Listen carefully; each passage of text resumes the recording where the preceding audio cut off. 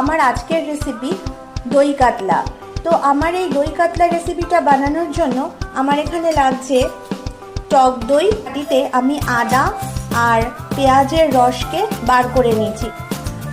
আর লাগছে হলুদ গুঁড়ো, লাল লঙ্কার গুঁড়ো আর ধনে জিরের গুঁড়ো। আদা আর পেঁয়াজের যে রসটা আমি বার করে নিয়েছি, রসটা আর সামান্য পরিমাণে নুন আর মিষ্টি দিয়ে আমি দইটাকে ভালো করে ফেটিয়ে। বন্ধুরা, এখানে আমাদের মাছ সাতলানো একদম কমপ্লিট। টক দই, আদা, পেঁয়াজের রস দিয়ে যে একটা পেস্ট রেডি করেছিলাম, সেই পেস্টটাকে আমি তেলের মধ্যে দিয়ে দেবো। কয়েকটা কাঁচা লঙ্কা আমি এখানে ছিঁড়ে এর মধ্যে দিয়ে দিচ্ছি। এর মধ্যে কয়েকটা এলাচ আমি ঠাটা করে এর মধ্যে দিয়ে দিলাম। তো আজকে আমাদের দই কাতলার রেসিপি একদম রেডি সার্ভ করার জন্য।